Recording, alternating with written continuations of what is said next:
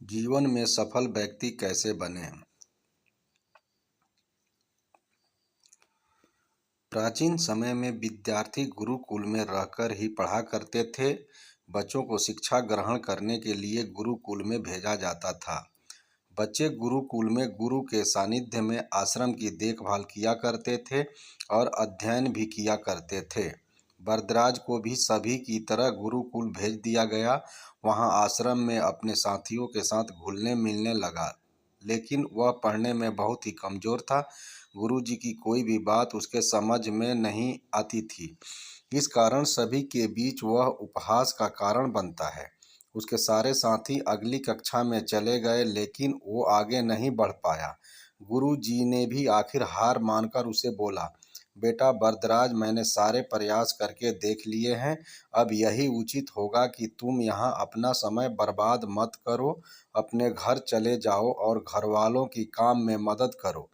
वरदराज ने भी सोचा कि शायद विद्या मेरी किस्मत में नहीं है, और हार मानकर गुरुकुल से घर के लिए निकल गया। दोपहर का समय था। रास्ते में उसे प्यास लगने लगी। इधर उधर देखने पर उसने पाया कि थोड़ी दूर पर ही कुछ महिलाएं कुएं से पानी भर रही थी। वह कुएं के पास गया। वहां पत्थरों पर रस्सी के आने जाने से निशान बने हुए थे। तो उसने महिलाओं से पूछा, यह निशान आपने कैसे बनाए? तो एक महिला ने जवाब दिया, बेटे, यह निशान हमने नहीं बनाए, यह तो पानी खींचते समय इस कोमल रस्सी के बार बार आने जाने से ठोस पत्थर पर भी ऐसे निशान बन गए हैं। वरदराज सोच में पड़ गया। उसने विचार किया कि जब एक कोमल से रस्सी के बार बार आने जाने से एक ठोस पत्थर पर गहरे निशान बन सकते हैं, तो निरंतर अभ्यास से मैं विद्या ग्रहण क्यों नहीं कर सकता। वरदराज ढेर सारे उत्साह के साथ वापस गुरुकुल आया और अथक कड़ी मेहनत की। गुरुजी ने भी खुश होकर भरपूर सहयोग किया।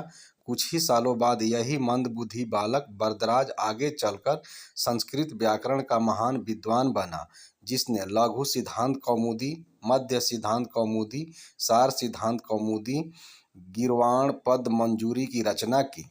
शिक्षा मोराल।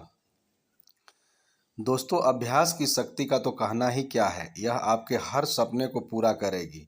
अभ्यास बहुत ज़रूरी है, चाहे वो खेल में हो या पढ़ाई में या किसी और चीज़ में। बिना अभ्यास के आप सफल नहीं हो सकते हो।